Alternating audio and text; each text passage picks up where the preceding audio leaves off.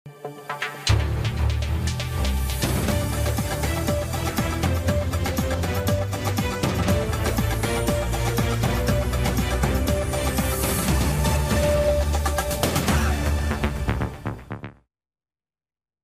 দর্শক, আমি জাফর সাদিক স্বাগত জানাচ্ছি আজকে সম্পাদকীয়তে। সংস্কার কমিশনে এনসিপির প্রস্তাব, এক জীবনে দুইবারের বেশি কেউ প্রধানমন্ত্রী হতে পারবে না। বিপরীতে বিএনপির প্রস্তাব, পরপর দুইবার কেউ প্রধানমন্ত্রী হলে এক মেয়াদ বিরতি দিয়ে আবারও প্রধানমন্ত্রী হওয়া যাবে। এদিকে সংস্কার বিষয়ে রাজনৈতিক দলগুলোর এমন পাল্টাপাল্টি প্রস্তাবের বিপরীতে দলগুলোর সামনে বিকল্প প্রস্তাব নিয়ে এসেছে জাতীয় ঐকমত্য কমিশন। সংস্কার প্রস্তাব ও সাম্প্রতিক রাজনৈতিক নানা বিষয় নিয়ে আজকে সম্পাদকীয় প্রধানমন্ত্রী কতবার। আর এ নিয়ে আলোচনার জন্য স্টুডিওতে উপস্থিত আছেন মাহবুব কামাল, সাংবাদিক ও কলামিস্ট, এবং এস.এম. সাইফ মোস্তাফিজ, যুগ্ম সদস্য সচিব, জাতীয় নাগরিক পার্টি। দর্শক, আপনারাও এই আলোচনায় অংশ নিতে পারেন। এই জন্য আপনাদের ফোন করতে হবে টেলিভিশনে দেখানো নম্বরে, এছাড়া ফেসবুকের মাধ্যমে আপনাদের মন্তব্য পাঠাতে পারেন। আলোচনা শুরুতেই জানিয়ে দেব এখনকার প্রথম শিরোনামগুলো। বছরের শেষে ভোট করতে অসুবিধা কোথায়, প্রশ্ন বিএনপির। সংস্কার প্রস্তাব নিয়ে আলোচনা চললেও চূড়ান্ত হয়নি কিছুই, প্রশাসনকে নিয়ন্ত্রণের অভিযোগ ভিত্তিহীন দাবি। 4 দিনের সফরে কাতার গেলেন প্রধান উপদেষ্টা, গুরুত্ব পাবে শ্রমবাজার ও জ্বালানি সহযোগিতা। অংশ নেবেন রোহিঙ্গা ইস্যুতে বিশেষ সেশনে।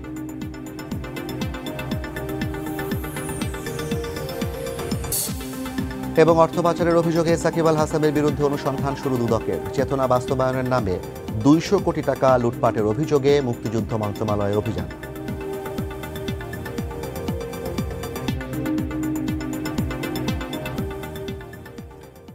আলোচনা শুরুতে আমি সাইফ মুস্তাফিজ আপনাকে দিয়ে শুরু করতে চাই। যেহেতু প্রস্তাবটা এনসিপির, বিরোধিতা বিএনপির, আজকে আমাদের এখানে বিএনপি থেকে কেউ উপস্থিত নাই, সেই কারণে আপনার কাছে জানতে চাই, আপনারা যে প্রস্তাবটি দিয়েছেন, আমরা যেটা নিয়ে আলোচনা করছি আজকে, যে 2 মেয়াদের বেশি কেউ প্রধানমন্ত্রী হতে পারবে না, আপনারা সংবিধান সংস্কার কমিশনের কাছে এমন প্রস্তাব রেখেছেন। এই জায়গা থেকে এটাই একটা মূল আলোচ্য বিষয়, কারণ প্রধানমন্ত্রীর উপরে অনেক কিছু নির্ভর করে। সেখানে বিএনপি অনেকগুলো বিষয়ে একমত হয়নি, তার মধ্যে এটি একটা অন্যতম গুরুত্বপূর্ণ বিষয়। এবং প্রথমবারের মতো আমরা দেখলাম ঐকমত্য কমিশন, কিছু পত্রিকায় সংবাদ এসছে যে তারা বলছে যে একটা বিকল্প প্রস্তাব বিএনপিকে তারা দেওয়ার চেষ্টা করেছে, অন্য দলগুলোকেও, যে একবার বিরতি দিয়ে 3বারের মতো হতে পারবে।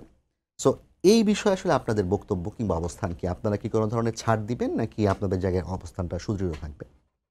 না, দেখুন, আমরা দর কষাকষির ওই জায়গাটা আগেই যাচ্ছি না। আমাদের যেটা আসলে প্রস্তাব, সেটা আপনারা ইতিমধ্যে দেখেছেন। আমরা মোট 34টি প্রস্তাব এই বিষয়ে আলাপ আলোচনা হয়েছে।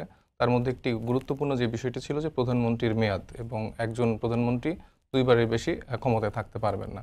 এই কথাটি কিন্তু এসছে আসলে আমাদের সাধারণ যে জনগণ, তাদের একটা আকাঙ্ক্ষার একটা প্রভাব, এবং সেই বাস্তবায়নের জায়গা থেকে আমরা এই কথাটি তুলেছি।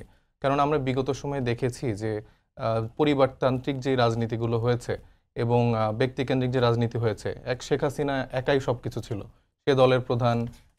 আপনি সে সময়ের নেতাকর্মীদের দলের টোনগুলোই দেখবেন যে আপার, সবার শেষ ভরসা আপা। তো এই আপা কেন্দ্রিক যে রাজনীতি, আবার নতুন কোনো ভাই কেন্দ্রিক রাজনীতি, সেটা আমরা আসলে চাই না। আমরা চাই নতুন নেতৃত্ব আসুক। এখানে একজন কৃষকের যে সন্তান, সেও কেন স্বপ্ন দেখতে পারবে না সে প্রধানমন্ত্রী হতে পারবে? আমার কি শুধুমাত্র আত্মীয় হইতে হবে শেখ হাসিনার, তার ছেলে হইতে হবে বা তার মেয়ে হইতে হবে? এই প্রক্রিয়ায় যে পরিবারতান্ত্রিক যে একটা শাসন ব্যবস্থা, 2টা দলের মধ্যে যে আমরা ঘূর্ণীয়মান অবস্থায় দেখেছি, সেই জায়গাটা থেকে আমরা বেরোতে চাই। কিন্তু 2বার প্রধানমন্ত্রী হলেই কি পরিবারতান্ত্রিক শাসন ব্যবস্থা থেকে বের হওয়া যাবে? যেমন ধরেন, 2বার যদি কেউ এক পরিবার থেকে হয়, এমনও তো হতে পারে যে কোনো রাজনৈতিক দল তারা নিজেরাই চিন্তা করলো আমরা এবার দিব না। যেমন বিএনপি নেতা সালাউদ্দিন আহমেদ বলেছেন যে এটা সংবিধানে যুক্ত করার কিছু নেই, রাজনৈতিক দলগুলোর উপরই ছেড়ে দেওয়া উচিত। না, এটা তো আসলে তার একটা খোরা যুক্তি, তার একটা লুপ হোল সে রেখে দিচ্ছে যে হ্যাঁ, আচ্ছা, আমরা একবার তাকে প্রেসিডেন্ট বানালাম, তারপর আবার প্রধানমন্ত্রী, তারপর আবার প্রধানমন্ত্রী, কিন্তু সুপ্রিম যে পাওয়ারটা, সে কিন্তু দেখা যাবে ওই ব্যক্তিকেন্দ্রিকই ঘুরতে থাকবে। সেই জায়গা থেকে আমরা চাই যে বিএনপির মতো এত বড় দল, তারাও একটু নতুন করে চিন্তা করুক। তাদের মধ্যেও কি তাদের ওই কয়েকজন নেতার বাড়িকার নেতা তৈরি হতে পারবে না? আপনারা আমাদের এনসিপিতে দেখুন, আমরা কিন্তু নতুন একটি দল, আমাদের বয়স 1.5 মাসও হয়নি, কিন্তু এখানে কিন্তু আমাদের ডিসিশন মেকিং বডিতে অনেক নতুন নতুন নেতা যুক্ত হয়েছে। নাহিদ ইসলাম থেকে শুরু করে এখানে আক্তার হোসেন আছেন, সার্জিস, হাসনাত, এরকম অনেক মুখ উঠে এসছে, যাদের কিন্তু জার্নিটা দীর্ঘ 10 বছর, কারো 12 বছর, 2010 সালের পর থেকে যারা আমরা স্টুডেন্ট পলিটিক্স করেছি বা বিভিন্ন অ্যাক্টিভিজমের সাথে জড়িত ছিলাম, আর বিশেষ করে যে জুলাই গণ অভ্যুত্থানে যাদের রোলগুলো ছিল, সে জায়গা থেকে কিন্তু অনেক তরুণ নেতৃত্ব বেরিয়ে এসেছে এবং ওই একজন কেন্দ্রিক যে চিন্তা ভাবনা যে তার থেকে এই সব ডিসিশনগুলো আসবে, সে জায়গায় কিন্তু রাজনীতির জায়গা থেকে বলেন, কোনো আন্দোলনের ক্ষেত্রে বলেন, সেটা থেকে কিন্তু বের হয়ে আসাটা আমাদের সব ক্ষেত্রে জরুরি। না হলে কিন্তু আপনাদের জন্য অজনপ্রিয় একটা প্রশ্ন করি যে জি। একজন কেন্দ্রিক সিদ্ধান্ত মানে এক কেন্দ্রিক সিদ্ধান্ত একজনের কাছ থেকে সিদ্ধান্ত না আসার কি কিছু অসুবিধা আছে কিনা, এনসিপি তো মধ্যেই সেই অসুবিধাগুলো বোধ করছে কিনা? যেমন আজকেও কিন্তু আপনারা একজন আপনাদের সদস্যকে, যুগ্ম সদস্য সচিবকে আপনারা কিন্তু কারণ দর্শন নোটিশ দিয়েছেন। সো সিদ্ধান্তগুলো যদি এক লাইনে হয়, ভিন্ন ভিন্ন জায়গায় ভিন্ন ভিন্ন সিদ্ধান্ত না হয়, তাহলে দলগুলো পরিচালনায় কোনো সুবিধা হবে কিনা? আহ, দেখুন না, যে প্রসঙ্গটি আনলেন যে তানভীর সাহেবের কথা মূলত এনেছেন যে তার বহিষ্কারাদেশ, এখানে আমাদের একটা ফরম্যাটের কথা আমরা বলছি। মানে একজন কেন্দ্রিক যে সুপ্রিম লিডার হয়ে যায় সে সব কেন বলবে? আমার একটা সিস্টেম ডেভেলপ করতে হবে, প্রত্যেকটা পর্যায়ের একটা মানে চেইন অফ কমান্ডটা আমরা চাই, যে প্রেসিডেন্ট, সেক্রেটারি, তারপরে ট্রেজারার, বা এই যে প্রক্রিয়াগত যে দিকের জায়গাটা, আমরা এই সাংগঠনিক এই স্ট্রাকচারটা ডেভেলপ করতে চাই। আমরা প্রথাগত যেই আগের যে স্টোরিওটাইপের যে রাজনীতির জায়গাটা ছিল, যে সেক্ষেত্রে কিন্তু এগুলো দেখা হতো না। এই একজন সুপ্রিম লিডার সেটা বলতো, সেই অনুযায়ী কিন্তু কাজ হতো।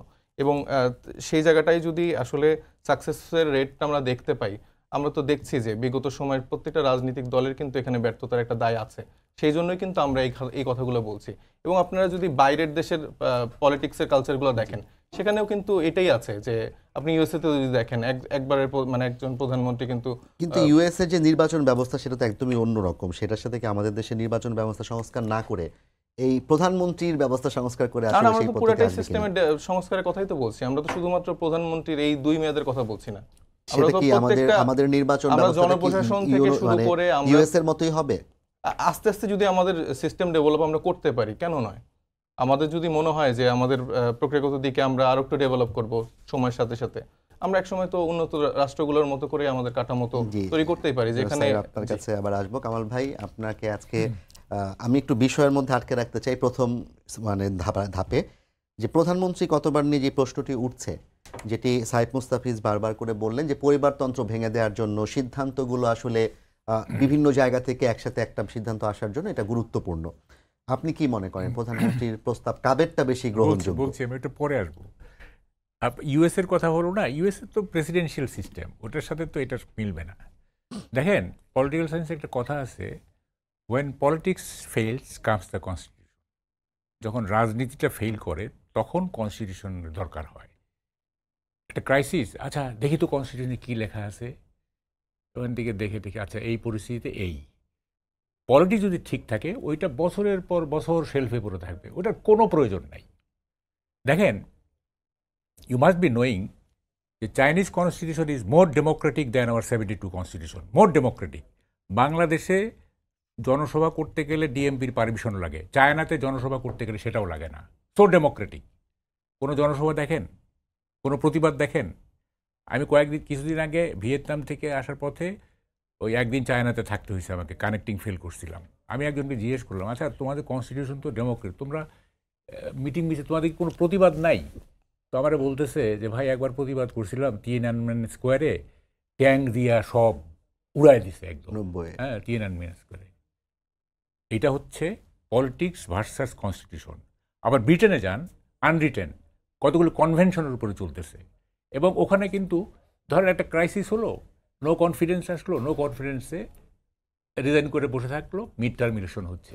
এইটা হচ্ছে পলিটিক্যাল কালচারের ব্যাপার, এইটা কখনো আইন দিয়ে বাধা যায় না। এইটা আপনার মধ্যে যদি পলিটিক্যাল কালচার না থাকে তাহলে আপনি আইন করে কি করবেন? এগুলির এক পয়সা মূল্য না। আমি দেখেন এই যে সংস্কারগুলো না, আমি সব জায়গাতেই বলি যে সংস্কার নিয়ে আমার প্রশ্নই করেন না, এগুলির অ্যাবসলুটলি এগুলি মিনিংলেস। এগুলি যে বডিটা ইলেক্টেড হবে, নেক্সট গভর্নমেন্ট ফর্ম করবে, তারা ডিসাইড করবে যে দেশ কিভাবে চলবে।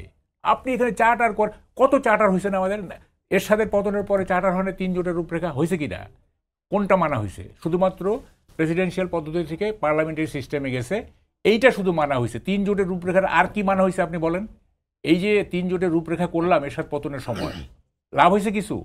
লাভ হয় নাই। তাইলে আপনি যে এখন এই যে ঐকমত্য করতেছেন, হ্যাঁ আপনি বোধহয় শুনছেন না। না, আমি শুনছি, আপনার লেখাটা আমি লিখছি। হ্যাঁ, আপনি যে একটা কনসেনসাস ডেভেলপ করতে চাচ্ছেন, দুই টার্ম না 3 টার্ম না ব্রেক দিয়ে 3 টার্ম না, এই যে করতেছেন না, আপনি কনস্টিটিউশন যে করবেন ওখানে কি আপনি অ্যামেন্ডমেন্টের প্রভিশন রাখবেন না? রাখবেন তো, নাকি এটা দুষ্পরিবর্তনীয় কনস্টিটিউশন হবে? না, এই বিষয়ে দুদলই একমত যে এই জায়গায় হচ্ছে 69 অনুচ্ছেদ কাজ করবে না। করবে না। না, 70 হিসাবে বলতে আপনি যদি কনস্টিটিউশনকে যদি সুপরিবর্তনীয় করেন তাহলে অ্যামেন্ডমেন্টের প্রভিশন থাকবে। অ্যামেন্ডমেন্টের যদি প্রভিশন থাকে তাইলে যত সংখ্যক সংসদ সদস্য থাকলে অ্যামেন্ডমেন্ট করা যায়, ধরেন আমার সেই এনসিপির বা বিএনপির তত সংখ্যক সদস্য থাকলো, সে তো এখন যেগুলি হচ্ছে সেগুলি যদি তাদের পছন্দ না হয়, যেগুলি আমার চিন্তার বাইরে, সেগুলি অ্যামেন্ডমেন্ট করে দিবে, তার নতুন কিছু ঢুকাবে। আপনি কিভাবে চেক করবেন? How will you check it? আমার যদি অ্যামেন্ডমেন্ট করার মতো সংসদ সদস্য থাকে, তাইলে এখন এই যে শ্রম দিচ্ছি, এই যে চিন্তা করছি, এই যে নানা ধরনের তৎপরতা, হ্যাঁ, এগুলো মাচ অ্যাড ফর নাথিং। আপনি করবেন কি? আমি যেটা বলি, আমি করবেন কি, আপনি political adjustment, politics of accommodation, কীভাবে মানে পিসফুল কোএক্সিস্টেন্সের মাধ্যমে রাজনীতি করা যায়, কিভাবে সবার মধ্যে পলিটিক্যাল কালচার গ্রো করা যায় যাতে মানুষ সভ্য আচরণ করতে পারে, আপনি এগুলি সংস্কার করবেন।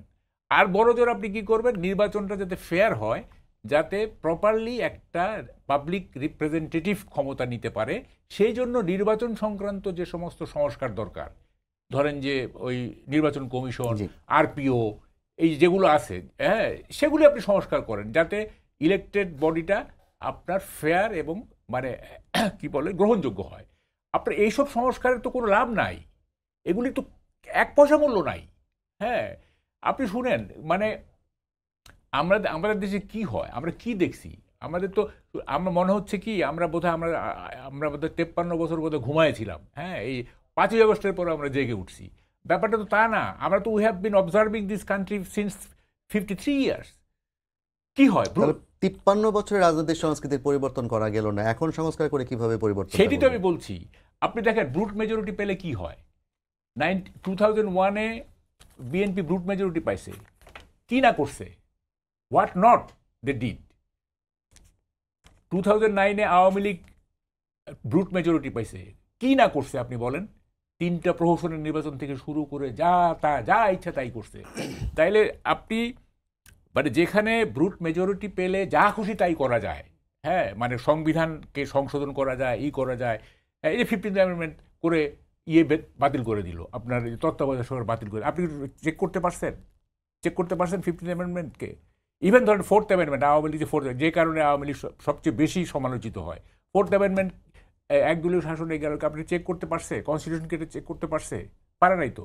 এবং আমি আর একটা উদাহরণ দেই, এইটা খুবই খুবই মানে আনপ্লেজেন্ট উদাহরণ দেই, আমি দিছি কয়েক জায়গায় দিছি। ধরেন আগামীতে এনসিপি ক্ষমতায় আসলো অথবা বিএনপি ক্ষমতায় আসলো, ফর এক্সাম্পল। এখন এই দেশে তো সাকসেসফুলি দেশ রান করানোর কোনো সুযোগ নাই, সেই সরকার ব্যর্থ হবেই, এ ব্যাপারে কোনো সন্দেহ নাই।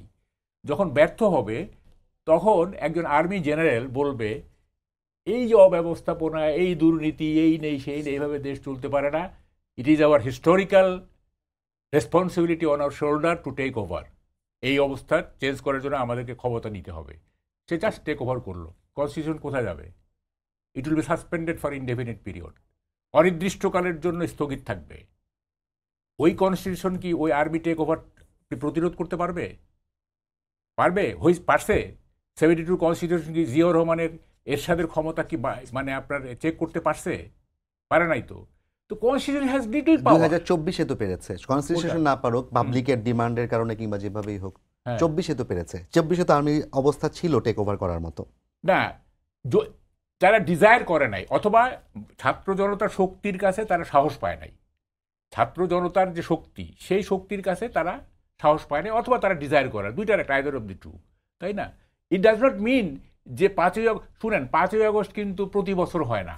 5ই আগস্ট হইতে আরও যুগ 1 যুগ লাগবে অথবা 2 যুগ লাগবে। হ্যাঁ, এই আপনি মনে করেন যে 1 বছর পর আবার 5ই আগস্ট হয়ে যাবে, ব্যাপারটা কিন্তু এরকম না। সুতরাং আমি বলছি যে এইসব চিন্তা না করে, আমি এনসিপির যেহেতু নেতা উনি, আমি চাইবো যে একটা politics of accommodation, politics of adjustment তৈরি করেন। হ্যাঁ, এই যে কাদা ছোড়াছড়ি, এই যে মানে এনসিপির সঙ্গে ছাত্র দলের তার কি একটা অবস্থা, এই যে পারভেজ হত্যা, মানে ভাবেন একটা কামাল ভাই প্রসঙ্গে আসবো, আমি আপনার বিষয়গুলো একটু উত্তর দেওয়ার সুযোগ দিই তাকে, আমরা পারভেজ হত্যা নিয়ে আলাপ করবো। সাইব ভাই, আপনার কাছে যেটা জানতে চাই, মাহবুব কামাল ভাই এবং কখনো আমারও মনে হয় এবং আরও আপনাদের চেয়ে বয়োজ্যেষ্ঠ যারা, তাদের সবসময় মনে হয় এই দেশ নিয়ে আসলে কোনো কিছুই করা সম্ভব না, কারণ আমাদের কালচারাল ডেভেলপমেন্টটা হয় নাই, বিহেভিয়ারাল চেঞ্জটা হয় নাই। আপনারা কেন আশাবাদী হচ্ছেন যে সংস্কার করলে কিংবা জুলাই চার্টার হয়ে গেলে পরবর্তী নির্বাচিত সরকার ব্রুট মেজরিটি নিয়ে আসলে তারা এগুলোকে ছুঁড়ে ফেলবে না কিংবা মানবে না? জি, ভাই তো আসলে অনেক সিনিয়র এবং আসলে তার মতামতটা আসলে জানালেন। আমরা তার কথা মতো বা যেগুলো তিনি বলেছেন এটা আমরা অনেক ক্ষেত্রেই অনেক ফলো করি।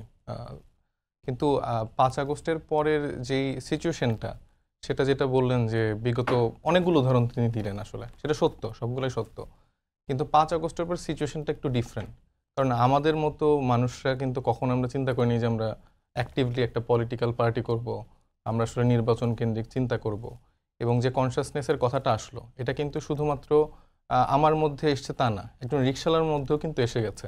এবং তারাও কিন্তু সংস্কারের, মানে আগে তো মনে হতো যে সংস্কারের কথা এগুলো আসলে সবাই বুঝবে না, এই ব্যাপারগুলো মানে নির্বাচন কমিশন সংস্কার, সংবিধান সংস্কার, এই আলাপগুলো কিন্তু এখন চায়ের দোকানে হচ্ছে। তারাও আসলে বুঝতে পারছে যে একটা প্রক্রিয়াগত একটা সিস্টেমের যে একটা লুপ হোল আমাদের রয়ে গেছে, আমাদের যে সংবিধান, সেখান থেকে যে একটা লুপ হোল রয়ে গেছে, সেখান থেকেই যে তিনটা ইলেকশন এভাবে করা যেতে পারে, তারপরে আমাদের পুলিশ প্রশাসনকে এভাবে ব্যবহার করা যেতে পারে, আমাদের জনপ্রশাসনকে এভাবে ব্যবহার করা যেতে পারে, তারা কিন্তু এগুলো মোটামুটি বুঝে গেছে। তো সেই জায়গা থেকে এই সংস্কারগুলো যেটা আমরা বলছি যে জুলাই চার্টারের মাধ্যমে যে মৌলিক সংস্কারগুলো আমরা দেখতে চাই, সেটা এই জন্যই প্রয়োজন, কারণ আমরা আবার নতুন করে ৫ আগস্ট চাই না। এবং এই সংস্কারগুলোর ফলে হবে কি যে নতুন করে কেউ আর ফ্যাসিস্ট হয়ে ওঠার চান্স পাবে না। কারণ এখন আস্তে আস্তে সবার মনের মধ্যে কিন্তু এই ব্যাপারটা কাজ করছে। আপনি যদি তারেক জিয়া সাহেবের কথা থেকে শোনেন, সেও কিন্তু দলের নেতা কর্মী যারা, তাদের কিন্তু একরকম, তারা তো তাদের মতো ৩১ দফা সংস্কার নিয়ে আছেন, একরকম সতর্ক করছে। তারা ৩১ দফা সংস্কার তো সে ৭ জনের আগ পর্যন্তই নিয়ে আসছে, কিন্তু এটাতে তো পাবলিক কানেক্ট করেনি। তাদের ওইখানে জাস্ট কয়েকটা লাইন দিয়ে দিয়েছে যে নারীদেরকে ক্ষমতায়ন করতে হবে। তাদের দলে কয়জন নারী আছে? তাদের সিনিয়র যারা আছেন তাদের মধ্যে মনে হয় একজন তাদের নারী। তাদের টোটাল দলের জায়গা থেকে সেলিনা রহমানের কথা বলছে, 13% মনে হয় তাদের নারী। এনসিপি প্রথমেই এসে বলতেছে যে আমরা নারীদেরকে এম্পাওয়ার করতে চাই, এবং শুধুমাত্র টোকেনিজম না, আমরা নারীদেরকে তাদের নারী সংস্কার কমিশনের প্রস্তাবনা তো জামায়াত প্রত্যাখ্যান করেছে, আপনাদের এলাকায় অনেকগুলো যাদের সাথে আপনাদের মিটিং করেছেন, ইসলামিক দলগুলো প্রত্যাখ্যান করেছে। ৩ মে সম্ভবত এই বিষয়ে হেফাজত ইসলামের সমাবেশও আছে। এনসিপির অবস্থান কি নারী সংস্কার কমিশনের প্রতিবেদন নিয়ে? এইটা আজকে আমাদের একটা মিটিং হয়েছে, এটা মেবি আগামীকাল আমাদের এই ব্যাপারটা জানিয়ে দেওয়া হবে আর কি। তো আমরা এই যে আলাপটা বলছিলাম যে ওই ৩১ দফা সংস্কারই জাস্ট দেখানো মতো যে ডিজিটাল বাংলাদেশ ভিশন 2021, এই আলাপগুলো বাংলাদেশের মানুষ দেখেছে। আমরা জাস্ট কাজ করে দেখাতে চাই, এবং আমরা আসলে মানুষকে ওই কমিটমেন্টের জায়গা থেকে আমরা এই জায়গাগুলোতে এসেছি, যেন আমরা এই সংস্কারগুলো, মৌলিক সংস্কারগুলো যে জায়গাগুলো নিয়ে যেত। এই গভর্নমেন্টটা তো আসলে সবার গভর্নমেন্ট, এখানে ডক্টর ইউনূস সাহেব সহ যারা এসছেন, এখানে বিএনপি বলেন, আমরা যারা সবাই আছি, সবার একটা জনগণের ম্যান্ডেট নিয়ে এসছে।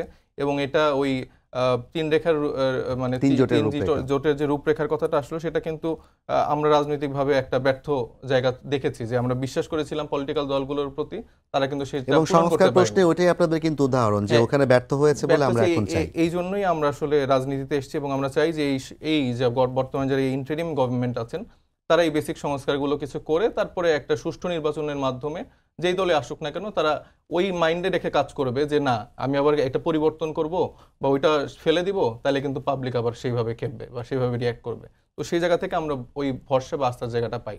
বিএনপি কেন আসলে আপনাদের এই প্রস্তাবের সাথে একমত না? পরপর দুবারের বেশি কেউ হতে পারবে না, মানে এক জীবনে দুবারের বেশি, কেন একমত না তারা এই বিষয়ে?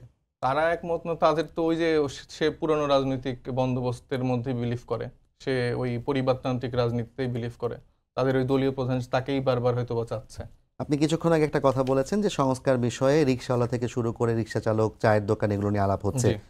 যদি আপনারা তো এটা নিশ্চয়ই কোনো জরিপ করেছেন কিনা আমি জানি না, কিন্তু আমাদের অভিজ্ঞতা অথবা সাম্প্রতিক যে চিত্র, আজকে যেমন গুলশানের রিকশাওয়ালা যে তাণ্ডবটি করলেন, কিংবা এখনো ফুটপাতে যেভাবে আমরা চায়ের দোকান দেখি, সংস্কারের একটা অন্যতম অংশ তো হচ্ছে যে এইরকম আচরণ মানুষ করবে না, এরকম একটা আমাদের প্রত্যাশা। ডেফিনেটলি করবে না। তাহলে সেই আলোচনাটা যদি তাদের পর্যায়ে পর্যন্ত পৌঁছায়, আমরা তো তাদের আচরণে সেটি দেখতে পাই না। তাদের আচরণে পরিবর্তন হয়নি, এটা তো সামগ্রিক আমাদের ব্যবস্থার জন্য হয়নি। আমরা একজন রিকশাওয়ালাকে সেভাবে স্বশিক্ষিত করতে পারিনি, একজন চাওয়ালাকে সেভাবে স্বশিক্ষিত করতে পারিনি। আমাদের ফুটপাতে কেন হচ্ছে মানুষজন এরকম করে দোকানপাট করে দেয়, তাদের জন্য আমরা বিকল্প কোনো ব্যবস্থা করতে দিতে পারিনি। তারা তো কেউ চুরি করছে না, তারা তো কেউ ডাকাতি করছে না, তারা নিজের পেশা করে খাচ্ছে। সেক্ষেত্রে আমরা যদি সামাজিকভাবে তাদেরকে, আমাদের যারা নেতারা আছে, আমাদের বিগত সময়ে আমরা তো কোনো নেতাকে আসলে কারোর সাথে কানেক্ট করতে দেখি না। আপনি এবার ঈদে হয়তো বা দেখবেন যে আমাদের নেতাকর্মীরা বিভিন্ন যার যার জেলায় গণসংযোগ করছে। আমরা কিন্তু কি গণসংযোগ করেছি জানেন? আমরা আসলে তাদের সাথে যে অনেক কিছু নিয়ে আলাপ করেছি, এই বর্তমান রাজনৈতিক প্রেক্ষাপটে, সামাজিক ব্যবস্থায় তাদের কি অবস্থান, তাদের কি সমস্যা, সেগুলো আলাপ করেছি। আমরা বলি নাই ভাই আমাদের কিন্তু ভোটটা দিয়েন, বা আমাদের কিন্তু দেখেন, আমার ভাই বলেন, বা একদম খুব ভাব নিয়ে চলে গেলাম এলাকার মধ্যে। ওই ট্রেডিশনাল পলিটিক্সের জায়গা আমরা চাই না। আমরা চাই রিকশালা থেকে শুরু করে দিনমজুর থেকে শুরু করে তাদের যে ভাষা, আমরা সেটা বুঝবো, আমরা আমাদের মতো করে তাদেরকে স্বশিক্ষিত করব। তো সেই ট্রেডিশনাল জায়গাটা আমরা চাই যে চেঞ্জ হোক। তাদের তো কোনো দোষ নেই, তারা দেখছে, এইভাবেই দেখে আসছে যে হাতুড়ি লীগরা যেভাবে করতো বা বিভিন্ন লীগের যে কায়দা ছিল, তারা ভাবছে যে প্রতিবাদের হয়তো এটাও একটা ভাষা। কিন্তু তাদের দাবি আদায়ের জন্য প্রতিবাদের আরো অনেক রকম ভিন্ন ভাষা আছে, সেগুলো আমাদের সাথে যারা আমরা রাজনীতিতে এসেছি, বিএনপি, জামাত বা এনসিপি, তাদের সেই মানুষগুলোর সাথে ওই কানেক্টিভিটিটা বাড়াতে হবে। শুধু ট্রেডিশনাল পলিটিক্সে তাদেরকে ওই লোক ভাড়া করে এনে জনসমাগম দেখালাম, তাদেরকে নিয়ে মারামারি করতে গেলাম, এগুলো করলে তো তার কিছু শিখতে পারবে না। জি, সাইফ মুস্তাফিজের প্রত্যাশা যে ট্রেডিশনাল রাজনীতি থেকে বের হওয়া সম্ভব। পারভেজ হত্যা নিয়ে কথা হচ্ছিল, আপনি একটু শেষের দিকে বলতে চেয়েছিলেন, কিন্তু পারভেজ হত্যার পর আমরা দেখলাম যেই পুরনো ধারার দোষারোপের রাজনীতি, পাল্টাপাল্টি দোষারোপের রাজনীতি, সেটাই কিন্তু চলমান। আপনার কি মনে হয় যে আসলে সম্ভব? একটা জীবনের পেছনে কত রহস্য থাকে, কত খেসারত একটা জীবনের, অথচ বাংলাদেশে কত সহজেই একটা জীবন চলে যাচ্ছে, মানে মর্মান্তিক। আমেরিকা একসময় বলা হতো যে একজন আমেরিকানের জীবন 100টা ফ্যান্টম বিমানের চেয়ে মূল্যবান। তখন Phantom was suppose to be the most costliest year. 100টা ফ্যান্টম বিমানের চাইতে একজন আমেরিকানের জীবন মূল্যবান। অথচ আমাদের এখানে যেখানে সেখানে লাশ পড়ে থাকতেছে, আজকেও খানিক আগে তেজগাঁও একজনকে ছুরি মরে করে যাচ্ছে, হত্যা করেছে। সামান্য কিছুতে উত্তেজিত হয়ে মারা যাচ্ছে। কি ভয়াবহ দৃশ্য! হ্যাঁ, ওই যে পারভেজ, তার জীবনের কত রহস্য, তার জীবনের কত খেসারত। হয়তো তার একটা প্রেমিকা ছিল, হয়তো তার সন্তান ছিল, আমি জানি না কি। প্রতিটা জীবনই তো একটা উপন্যাসের চরিত্র, না? সেই চরিত্রটাকে একটা গিরিজের আঘাতে শেষ করে দেওয়া হচ্ছে। মানে এটা কোন বাংলাদেশে আমরা আসছি? মানে ভাবতে গেলে না, মানে এমন লাগে। এবং এগুলি আমি মনে করছি যে এগুলি শেষ হবে না, খুব সহসা শেষ হবে না। দেখেন, আপনি আমাকে লিডিং কোশ্চেন করেন না। আমি মানে আমরা হয় কি, we always bit around the Bush. মানে ঝোপের যে জায়গাটা হীরকখণ্ডটা আছে ওখানে পিটাপিটি না করে ঝোপের এই জায়গা পিটাচ্ছি, এই যে we are always beating the around the Bush.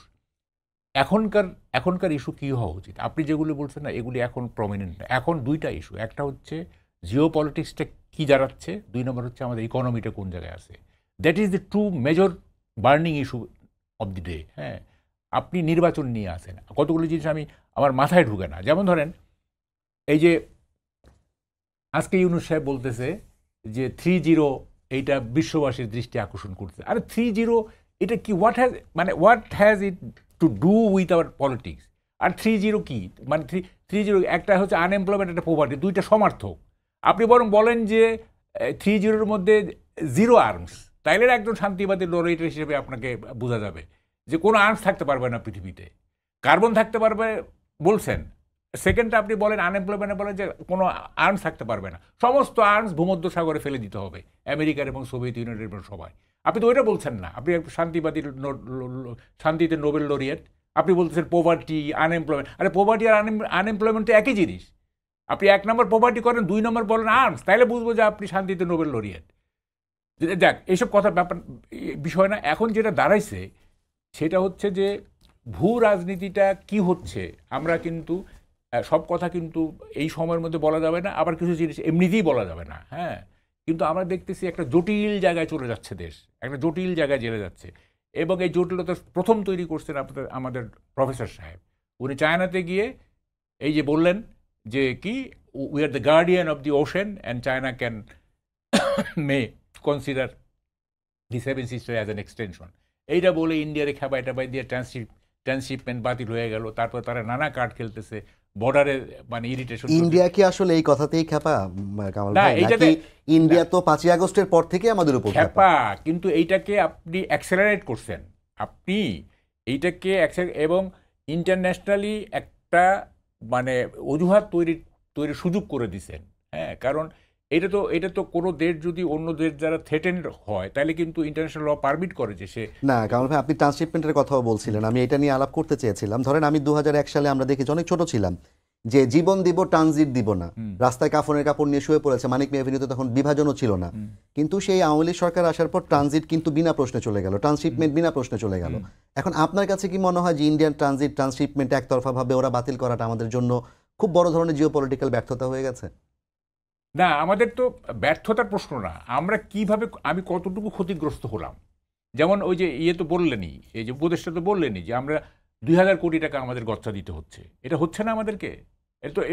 একই সাথে তো আজকে আপনার জ্বালানি উপদেষ্টা ফাউদুল করিম তিনি বললেন যে আমাদের যেই গ্যাসের কিংবা তেলের যেই আমাদের এলপিজির যেই এই ভর্তুকি ছিল, ভর্তুকিটা কমানো সম্ভব, এবং একই সাথে হচ্ছে আমাদের যে দায় সেটি কমে 25 কোটিতে আসছে 75 কোটি থেকে। আরে বাবা, আপনি তো শিল্প খাতে গ্যাসের দাম 37% বাড়ায় দিচ্ছেন। কিন্তু সেটা তো কেবলই বাড়ালাম, দায় পরিবর্তনটা করেছি আমরা, 75 কোটি ডলার থেকে আমরা 25 কোটি ডলারের দায় নিয়ে এসেছি, এবং সেটা আওয়ামী লীগ সরকারের সময় দায় শুধু বাড়ছিলই।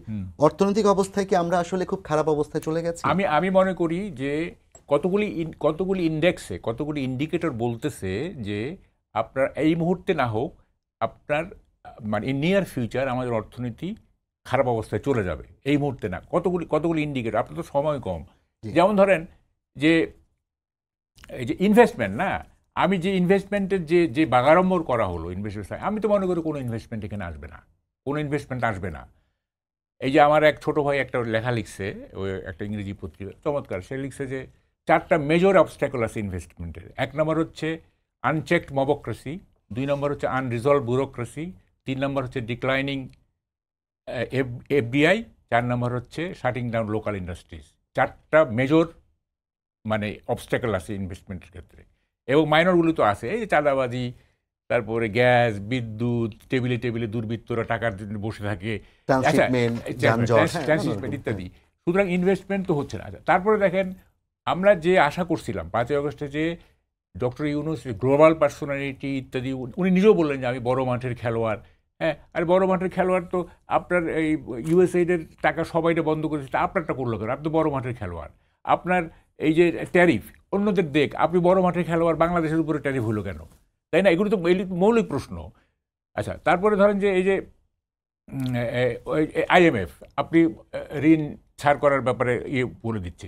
চায়নাতে, আমি তো বলি China trip is a totally failure, China tour is a totally failure, এবং বরং এটা আরও হয়েছে, ক্ষতি হয়েছে, ওই যে ওইসব কথা বলে টলে। হ্যাঁ, আমি বলি, সুতরাং ইনভেস্টমেন্ট যদি না থাকে এবং যদি আপনার লোকাল ইন্ডাস্ট্রিজগুলি বন্ধ হয়ে যায়, আপনি জানেন গার্মেন্টসের কি অবস্থা। আমি তো দেখলাম কালকে 128টি নতুন গার্মেন্টস খোলা হয়েছে, 150টি বন্ধ হয়েছে, 128টি নতুন খুলেছে। শুনেন, আমরা যেসব কথা শুনি না, আমি তো বলি বর্তমান বাংলাদেশ হচ্ছে বাগাড়ম্বরের বাংলাদেশ। দেখেন, মানে এটা অনেক ধরনের বাগাড়ম্বর চলছে। কামাল ভাই, আমাদের সময় শেষ, আমরা আবার কালকে অথবা পরে আরোপ করবো। আমি সাহেব ভাইকে কথা বলতে দিতে চাই।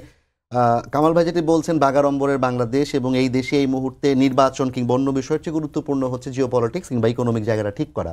আপনার কি মনে হয় সংস্কার, নির্বাচন ছাড়া এগুলো ঠিক করা সম্ভব কিনা, কিংবা আদৌ আপনি কোনো আশা দেখেন কিনা? প্যারালালি এই সবগুলো বিষয়ই আসলে কাজ করতে হবে। তবে পারভেজের ইস্যুটা বোধহয় একটু অ্যাড্রেস করা উচিত। দেখুন, আসলে আমাদের বাংলাদেশের প্রেক্ষাপটে বলি না, যেখানেই বলি না কেন, কোনো মৃত্যু কিন্তু আসলে কাম্য নয়, এবং এইটার জন্য দ্রুত, আজকে অবশ্য আমি দেখেছি যে গ্রেফতার হয়ে গেছে যারা, 3জন গ্রেফতার হয়েছে, তো এইটার ব্যাপারে দ্রুত পদক্ষেপ নেওয়া উচিত। তবে এই বিষয়ে আরেকটা যেটা প্রসঙ্গে উল্লেখ করছে যে এই যে এই লাশকেন্দ্রিক যে রাজনীতি, ট্যাগ করা, যে অমুক দল কর্মী তমুক দল কর্মী, ঘটনাটা কি হয়েছে সেটা কিন্তু আমরা কিছুটা দেখতেও পেয়েছি। রাজনৈতিক উদ্দেশ্য বা কি আছে কি না, আমি সেটার দিকে যাব না। তবে এই যে এইরকম আলাদা করে প্রেস কনফারেন্স করে একরকম বলা যে এখন জুলাই গণঅভ্যুত্থানকে তারা কাইন্ড অফ একটা অস্বীকার করছে, ছাত্রদলদের দিয়ে এরকম একটা ট্যাগিংয়ের জায়গা তৈরি করাচ্ছে, এবং স্লোলি আমি আজকে সারা দেশে খোঁজখবর যেটা পেলাম, বিভিন্ন জায়গায় বৈষম্যবিরোধী ছাত্র আন্দোলনে যারা আছেন তাদের কিন্তু হামলা করা হয়েছে। পাবনাতে দেখা গেছে যে ওইখানকার বেশ কয়েকজনকে আহত করা হয়েছে, তারা এখন হাসপাতালে। তো এই যে একটা কালচার আবার স্টার্ট করলো যে হ্যাঁ এখন এটা আমাদের একজনকে মারছে তার মানে এখন আমি সবাইকে মারতে পারি। তো এই জায়গা থেকে আসলে আমাদের বের হতে হবে। আমরা চাই যে আপনাদের কয়েকজন এটা নেতাও একটা- দেখলাম ফেসবুকে দাবি করেছে, কিংবা কয়েকজন নেতা সমর্থক, যে বৈষম্য বিরোধী ছাত্র আন্দোলনের প্রয়োজন ফুরিয়েছে, এখন সেটি আসলে ডিজলভ করে দেওয়া প্রয়োজন, কারণ এই সমন্বয়ক পরিচয়ে কিন্তু, এবং আজকে ইশরাক একটা কথা বলেছেন, চমৎকার কথা বলেছেন বিএনপি নেতা, যে বৈষম্য বিরোধী এবং হচ্ছে জুলাই অভ্যুত্থানের নায়ক, এই পরিচয়ে বিভিন্ন জায়গায় চাঁদাবাজি হচ্ছে। এখন এই প্ল্যাটফর্মটা ডিজলভ কি আপনাদের করার ইচ্ছা আছে কিনা? না করলে তো এই নামে যে কেউ চাঁদাবাজি করবে, কিংবা আপনাদের বৈষম্য বিরোধী ছেলেপেলেরাও অনেকেই কিন্তু করেছে, প্রমাণও আছে এটা। এটা মানে সংখ্যায় কতটুকু আমি জানি না, যেইগুলো করা হয়েছে সেগুলোর বিরুদ্ধে কিন্তু দ্রুত অ্যাকশন নেওয়া হয়েছে। তবে বৈষম্য বিরোধী ছাত্র আন্দোলনের প্ল্যাটফর্মটা আমার মনে হয় যে এটা একভাবে রাখা উচিত, কারণ এটা তো একটা অরাজনৈতিক প্ল্যাটফর্ম ছিল। এর আন্ডারে আসলে এই ব্যানারে সবাই আসলে আমরা তাহলে আপনারা check করবেন কি করে যে এই নামটা ব্যবহার যদি করে কেউ কিছু যদি করে? এখানকার নেতৃত্বে আসলে ভালো কাউকে রাখা যায় বা আসলে এরকম ক্যাপেবল লোক পাওয়া যায়, তাহলে আমার মনে হয় চলতে পারে। এটা আসলে তাদের ডিসিশন। আর যদি ওইরকম লোকবল না পাওয়া যায় বা আসলে ওইরকম স্বার্থান্বেষী মহলের কবলে পড়ে, তাহলে সেক্ষেত্রে ডিজলভ করা যেতে পারে। তবে এটা একটা সাংগঠনিক সিদ্ধান্তের জায়গা থাকবে। আর চাঁদাবাজির যে জায়গাটা ইশরাক সাহেবের যার কথা বললেন, তাদের দলের কথা আসলে এই তো আমি ওই পলিটিক্সে যেতে চাইছি না, একে অপরকে দোষারোপ করা। তাদের এই আন্দোলনের পরে অভ্যন্তরীণ অন্তর্কন্দলে মারা গেছে 75 জনের বেশি। তারা প্রত্যেকটা জায়গায় চাঁদাবাজিতে তারে, আপনারা যেহেতু মাঠের খবরগুলো জানেন, প্রত্যেকটা জায়গায় চাঁদাবাজিতে বিএনপি এককভাবে রাজত্ব করছে। এখানে আমরা তো এই রাজনীতিতে এরকম চাঁদাবাজির ট্রেডিশনই দেখতে চাই না।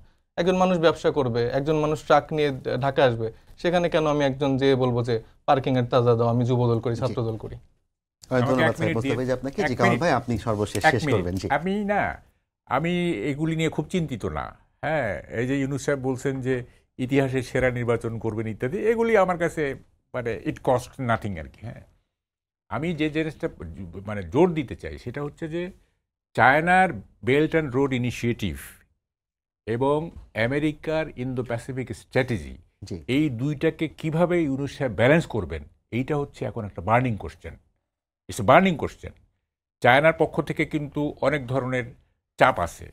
যেমন ধরেন মানে গ্লোবাল ডেভেলপমেন্ট ইনিশিয়েটিভ একটা, গ্লোবাল সিকিউরিটি ইনিশিয়েটিভ একটা, গ্লোবাল সিভিলাইজেশন ইনিশিয়েটিভ একটা চাপ আছে।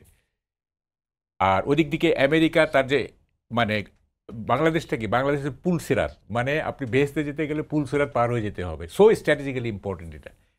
আচ্ছা, আমেরিকার এখানে ইন্দো প্যাসিফিক স্ট্র্যাটেজির নানা রকম ইয়ে আছে। জি। ধরেন যে কোয়াড আছে, তারপরে ধরেন যে আকসা, জিসময়, নানা রকম জি, ইয়ে শেষ আছে। করেন, হ্যাঁ, আমি হ্যাঁ। বলছি এইগুলি কিভাবে উনি ব্যালেন্স করবেন, এইটা মানে এই কৌশলের উপরে জি। নির্ভর অনেক করছে ধন্যবাদ কিন্তু কামাল আগামী ভাই দিনের আপনাকে। বাংলাদেশ। এই শুনেন, চ্যালেঞ্জটা কিন্তু বিগত সরকারের কাছেও ছিল, ভবিষ্যতে যারা আসবে হ্যাঁ, তাদের কাছেও আসবে। এটা- আমাদের প্রত্যাশা ডক্টর ইউনূস কতটুকু পারবেন তা আমরা জানি না, তবে বাংলাদেশ এই চেক অ্যান্ড ব্যালেন্স করে এবং একটা সুন্দর স্বপ্নের বাংলাদেশ গঠন করার মধ্য দিয়ে আমরা আগামীতে এগিয়ে যাব, এমন প্রত্যাশা রাখে সবাইকে ধন্যবাদ জানিয়ে শেষ করছি আজকের সম্পাদককে। আগামীকাল আবারও দেখা হবে একই সময়ে। শুভরাত্রি।